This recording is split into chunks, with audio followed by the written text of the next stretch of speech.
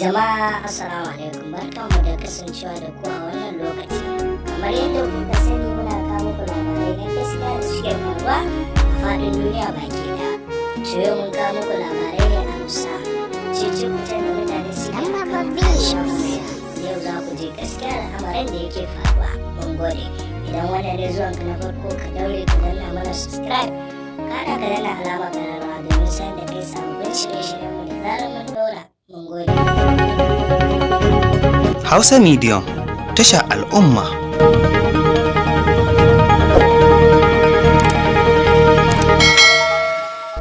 To jama'a, kamar yadda muka ce za mu bayyana muku asalin abin da yake faruwa.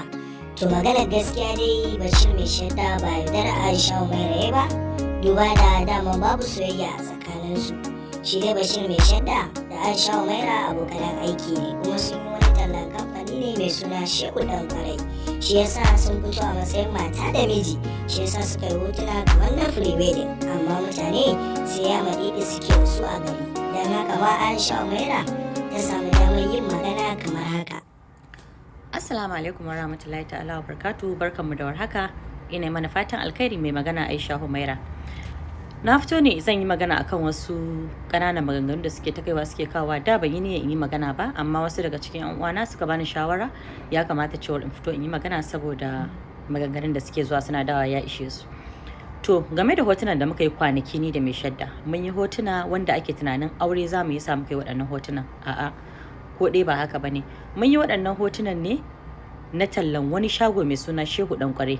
A cikin bidiyon an buƙaci cewar za mu fito a matsayin mata da miji. Mun yi hotuna kamun aure sai kuma aka nuna mu ga nan kamar ranar bikinmu.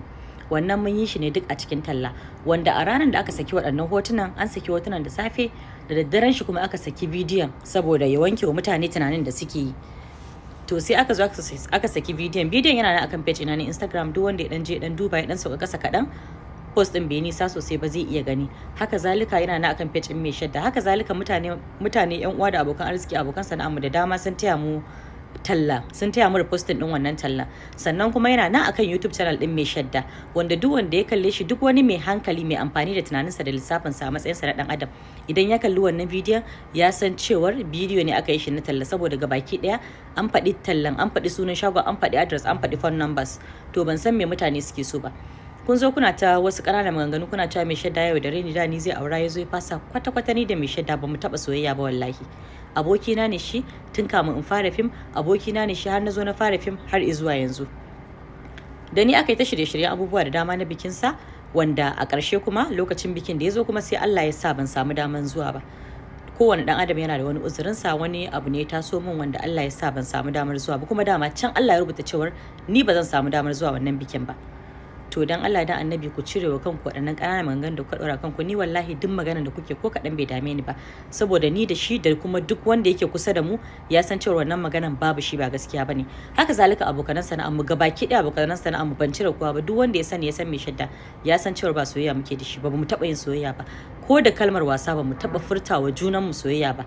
Ban taɓa san shi da soyayya ba, bai taɓa suna da soyayya ba. Iyakaci abokin sana'ata ne wanda muna yawan yin tallace-tallace tare. Har a wannan lokacin aka zaɓi mu fito a matsayin mata da miji. To dan Allah dan annabi ku cire sunana daga bakin ku. Dan Allah dan annabi ku daina yawo da ni kuna cewa maishadda yaudare ni. Wallahi bai yaudare ni ba, babu wata yaudara tsakanina da shi. Abokin sana'a na ne, abokin mu'amala ta ne, kuma abokina ne. So dan Allah dan annabi ina fatan wannan bayanin nawa zai iya kawo ƙarshen wannan cece ku ce din. To jama'a, kamar yadda Aisha humaira ta roƙa, wannan bayanin nata zai su kawo ƙarshen wannan cece ku ce. To mu ma muna roƙon ku jama'a dan Allah ku daina yaɗa abin da ba ku confirm akan shi ba, domin idan kuna so kuna jin gaskiyar al'amari, ku biyo mu wannan channel ɗin, ku danna subscribe, kana ku danna alama ƙararrawa domin sanar da ku abubuwan da suke faruwa a faɗin duniya baki ɗaya. Mun gode, muna godiya masoyanmu.